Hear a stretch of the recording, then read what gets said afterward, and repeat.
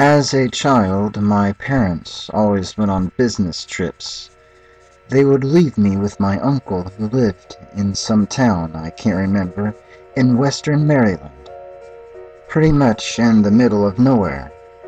All he had is some small run-down house with 3 rooms. The kitchen, his room, and a guest room. His guest room had only a bed, a window, and an ancient television. I remember always having trouble setting it up. On one summer day, whenever I was only 11, I asked my uncle to help me with the television. He asked me if I was sure if I wanted to watch it. Confused by his question, I simply answered yes. He kept on saying, "It's a waste of time," or "There is nothing good on." This only made me more curious as to why he was stalling. I spent all that night trying to mess around with the cables until I was greeted with a loud ring followed by stag and the number 1 in the top of the left-hand corner. When I heard the ring, I jumped. It was not an average ring a TV makes when it's turned on.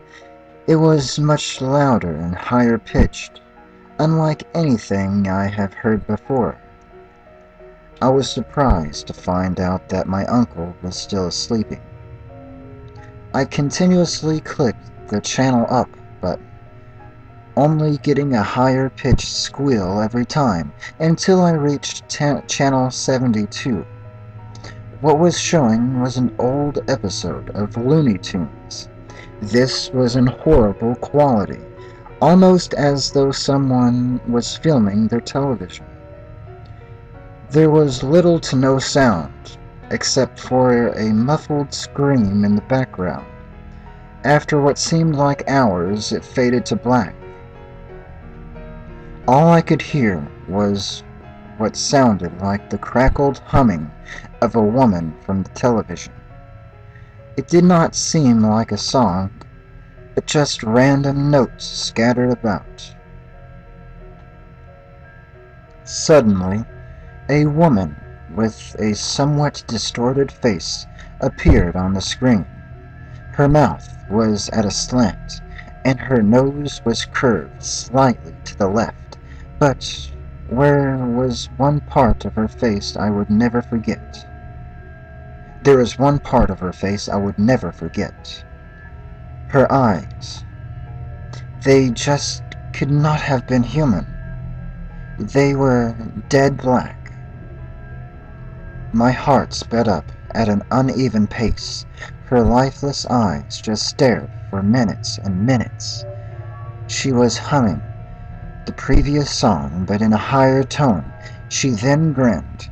Once again it faded to black for a few seconds and then zoomed into her eyes.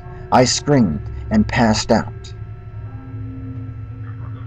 When I woke up, I was in the hospital bed with a horrible headache. I couldn't get the sound of the humming or the picture of the woman's eyes out of my head. I was surprised to see that my parents were at the hospital. My uncle was in the papers the next day. He was found hung in the guest room next to the television.